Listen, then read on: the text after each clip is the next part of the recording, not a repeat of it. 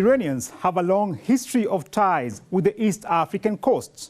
The most significant aspect of these relations is the immigration of a group of Iranians from Shiraz to the coasts and islands of East Africa about 1,000 years ago.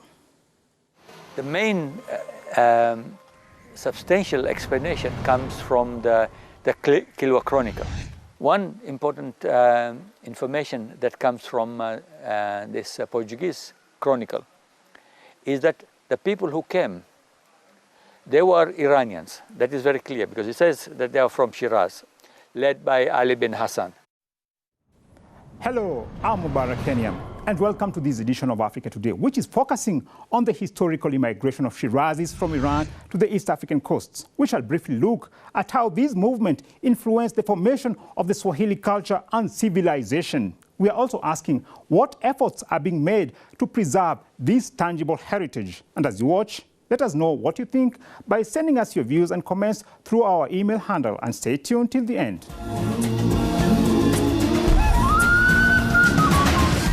Iranian immigrants in East Africa.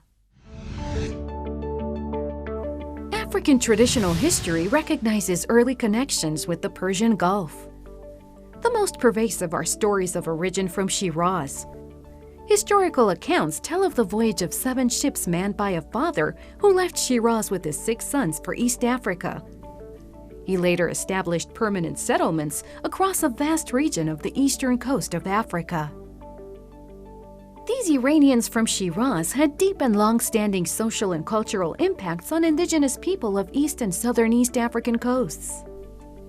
Many elements of Iranian culture and civilization are still visible in parts of today's Somalia, Kenya, Tanzania, Mozambique, and the Comoros.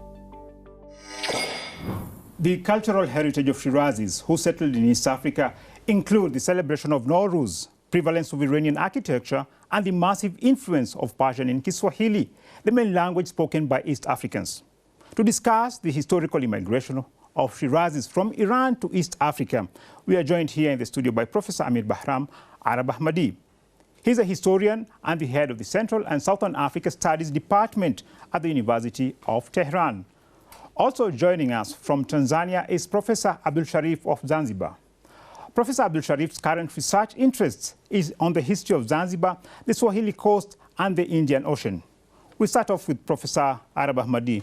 Thanks a lot for joining us today in our program. Thank you very much. This is a great pleasure of mine to be with you in this program for some minutes. We're also happy to host you. Now, to start off, Professor Arab Ahmadi, now, can you tell us briefly about the immigration of Iranians to East Africa, particularly the Shirazis? Yes, of course, before migration of Shirazis to East Africa, which resulted to permanent settlements of them in that part of Africa for quite a number of centuries. Yeah. We have had some other historical contact between Iran and East Africa, which goes back to ancient era, to actually the time of Achaemenid dynasty and Sassanids. Okay. But talking about migration of Shirazis to East African coast, which can be considered as one of the most historical events which has happened between Iran and East Africa in particular. Very briefly, I can tell you this historical migration has been taking place in 10th century during the time of Ali Buyid dynasty in Iran, in some part of Iran. Yeah. Under the leadership of someone known as Prince Ali ibn Hassan Shirazi, who was then governor of Fars province. Yeah. And of course, Shiraz was the capital of Fars province. They migrated to East African coast and settled in a narrow area from today's southern shores of Somali right up to northern today's Mozambique, including today's Kenya, of course, coastal area and islands only. Yeah. today's Kenya, Tanzania, Zanzibar archipelago, as well as Comoros archipelago. Okay. Yeah, and they made, as I mentioned, and you mentioned too, they establish permanent settlement in quite number of islands and coastal area, something between 50 up to 80 location. Thank you very much, Professor Arab Ahmadi, for that concise introduction. Now, the Swahili language obtained many vocabularies from Persian language. Persian poets influenced the Swahili literature through their classic works. The influence of Persian architecture is seen in Shirazi building style throughout East African coastal towns, including Lamu. Actually, Lamu is the oldest and best preserved Swahili settlement in East Africa. The influence of Persian architecture is also clearly visible in former Swahili city-states, including Mombasa, Zanzibar, and Kilwa. Founded in the 14th century, the Great Mosque of Kilwa was one of the major Persian heritage sites in Tanzania. Two important structures dating from this era still stand. The first is the Great Mosque, which was built in the 14th century and was once the largest mosque in sub-Saharan Africa. The other is the palace at Husuni Kubwa, built between 1315 and 1330 and renowned for its spectacular pools and courtyards. Now let's bring in Professor Abdul Sharif of Zanzibar. Thank you for your time, Professor Abdul Sharif. We have heard from Dr. Arab Ahmadi here how Shirazis moved to East Africa. Now, do we still have ethnic Iranian Shirazis in East Africa?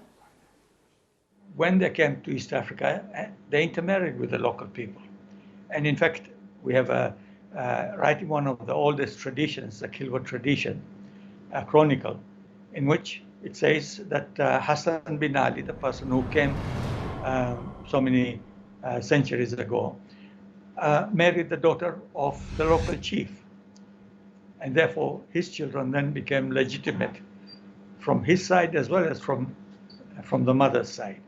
So what we should expect is not to find community of Persian-looking people now remaining exclusive somewhere. They have intermarried for 1,000 years now.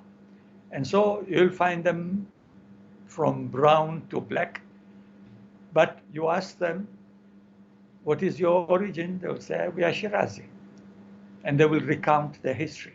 So in that sense, they are Shirazi, not racially, but because they have been mixed for 1,000 years. Thank you for that, Professor Abdul Sharif, leading historian and researcher in Tanzania. The Shirazis brought Persian traditions and customs to East Africa. They also intermarried with the local communities. Kiswahili, the language of the East African coastal regions, contains many Persian loan words. The Kiswahili language is now not just confined to East Africa after being declared an official language of the African Union. And now we are back to the studio with our guest, Professor Arab Ahmadi.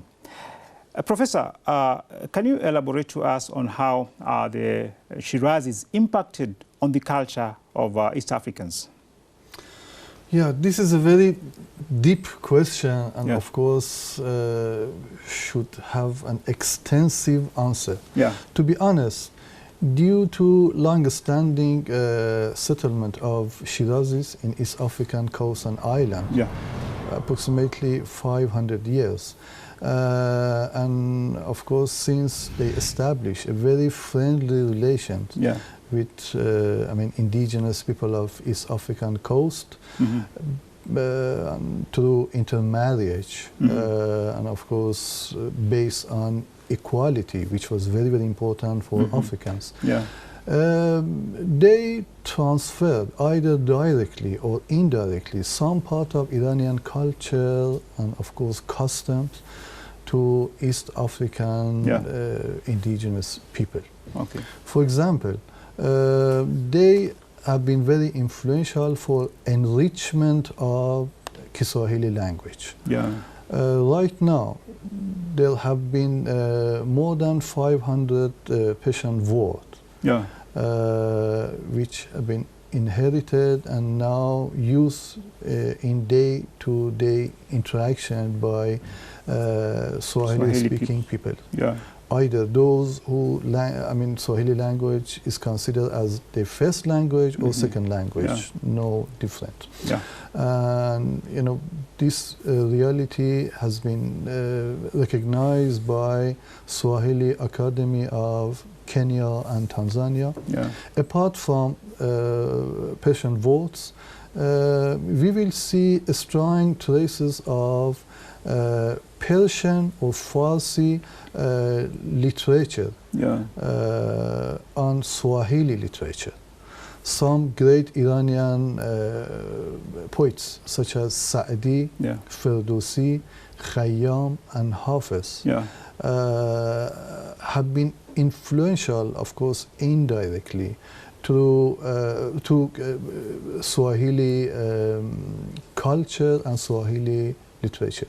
If we have a look at, for example, Utenzi, or for example, Fiumu Lungu legend, or Inkishafi, we will see a type of inspiration that those who made such this legend and books have received from Iranian literature. And of course, definitely Shirazi had been actually link of this cultural and literary proximity. Professor Arab Ahmadi, can you briefly also elaborate on the impact of Shirazi architecture, especially in the construction of mosques in East Africa? Yes, thank you very much. Very good question. We will see the deep influence of Shirazis in East African coast in particular, in the form of construction of mosques and, of course, stone building. For example, if we have a look to Kilwagan Mosque or Hosoni Kuba Palace or Hosoni Ndogo or some mausoleum attribute to Shirazi kings, we will see exactly the presence and prevalence of Iranian architectural style. For example, in terms of arc, which has been used, for example, columns, bricks, for example, domes, that for the first time was used in the history of East African coast, and of course installation of long columns on the top of some mausoleums. All are representing the existence of Iranian architectural style. Thanks a lot. Actually, there's a lot more to discuss on this topic. Now, we're also going to get some comments from Professor Abdul Sharif of Zanzibar on how Shirazis contributed to the culture and civilization of East Africa. Went further, specifically to be Iranian. They seem to have probably introduced Farsi words, for example, into Kiswahili. There are words in Kiswahili which are very distinctly Persian rather than Arabic. We have the word in Kiswahili for factories is karkhana, which is obviously Farsi.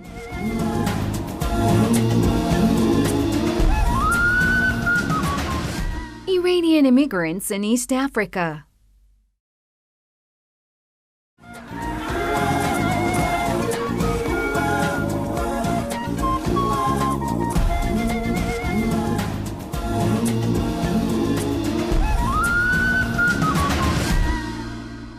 Back to the studio here with our guest, Professor Arab Ahmadi. Now, you've lived in Tanzania for some years, and you witnessed the Mwaka Kogwa celebration in Zanzibar. How similar is it to the Nowruz here in Iran?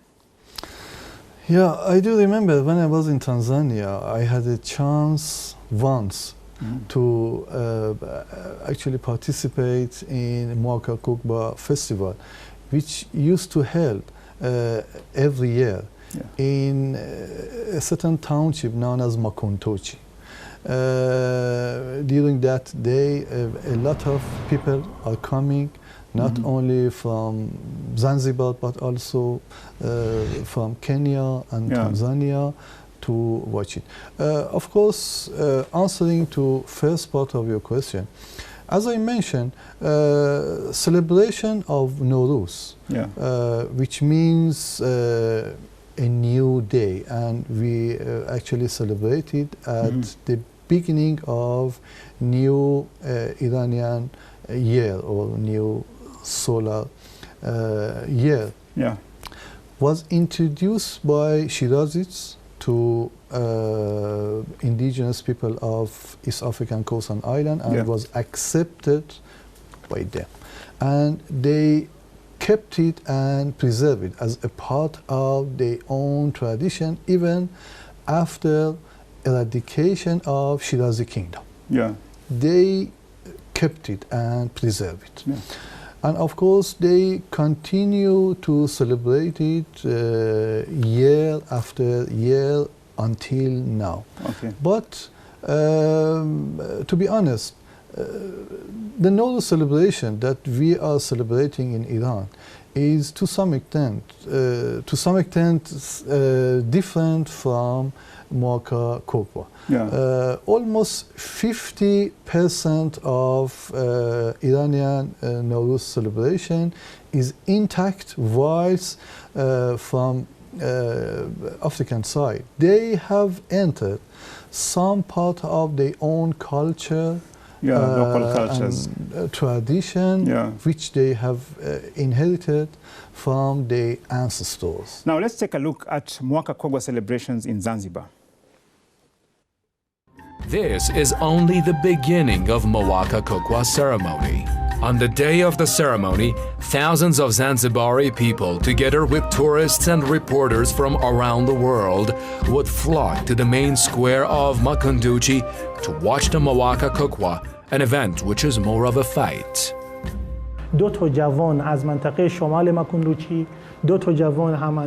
Two young men from northern part of Magunduchi and two other from southern part fight using banana stems as fighting weapons. Young people from both parts of the village, along with the women, make a circle around the fighters and start singing different local songs about love and the like.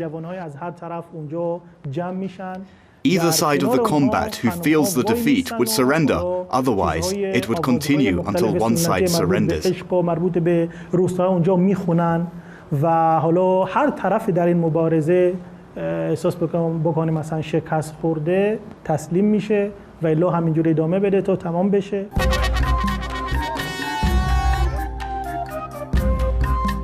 About 3 generations ago, stones and cudgels were used as fighting weapons on the Muaka Kukwa Day. But Karume, the first president of Zanzibar after the revolution, banned the use of stones and cudgels. And banana stems replaced the cudgels to avoid the damage. Cultural identity is important for people's sense of self and how they relate to others. A strong cultural identity can contribute to people's overall well-being. The interaction with Persians is now part of the lasting heritage of East Africans. What needs to be done to preserve these cultural heritage sites that point to the historical influence of Iranians in East Africa? And there is actually a lot of evidence of Persian connection. All over Zanzibar, in fact, all over East Africa, when you dig in any archaeological site, you find a lot of what are called Sassanid Islamic pottery.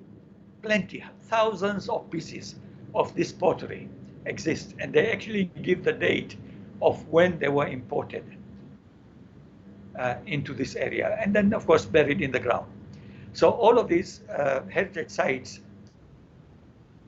should be studied by experts who are good archaeologists working with historians to do the history and whatever that has survived to be preserved in a proper way. Like I mentioned the mosque on Tumbatu Island in the north that is in ruins, and even the mihrab had fallen down. Cultural heritage and natural history of a nation has a very high value and is unique. One of the aspirations contained in the African Union Agenda 2063 is that of an Africa with a strong cultural identity, common heritage, shared values and ethics. Therefore, preserving the tangible heritage of the Swahili civilization is of great importance to East African countries and the African continent in general. Now, Professor Arab Ahmadi, what measures are being taken to preserve this Shirazi or Persian heritage in Tanzania and East Africa in general? And also, are you in contact with your colleagues, academic colleagues in East Africa in this regard? Yeah, to be honest, East African people have done the best in order to preserve whatever they have inherited from Shirazis, and they have transferred, such this component as a part of their own oral culture and tradition, generation by generation. Now, Professor, you've written several books which you've brought us to us in the studio here. Now, can you elaborate on these books and papers which you've written?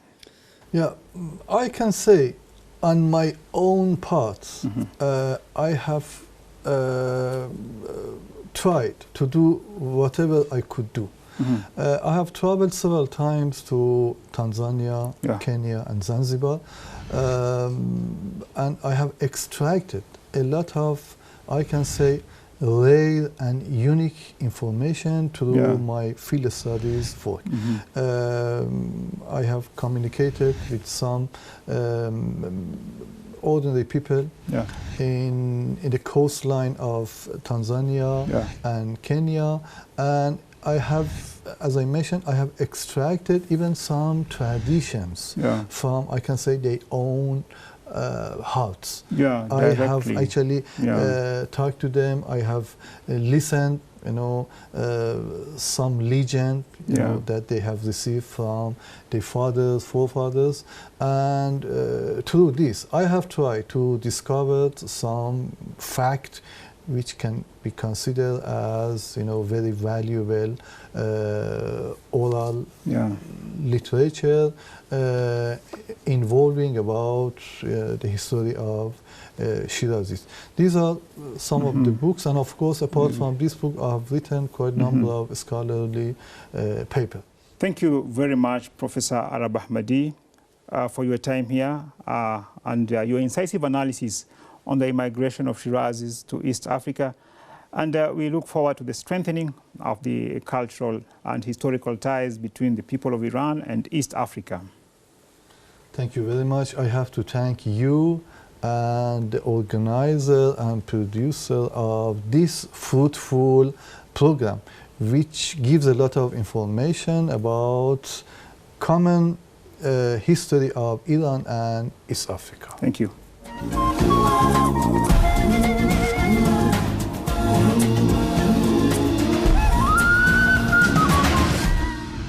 And that wraps it up for this edition of Africa Today, which focused on the historical ties between Iran and East Africa. We shall continue to bring you more programs on the African cultural and historical heritage in our future shows. Do let us know what you would like to see in our show, and you can get in touch through our social media handles appearing on the screen. On behalf of the entire Africa Today team, I would like to thank you all for watching our show. Take care and goodbye.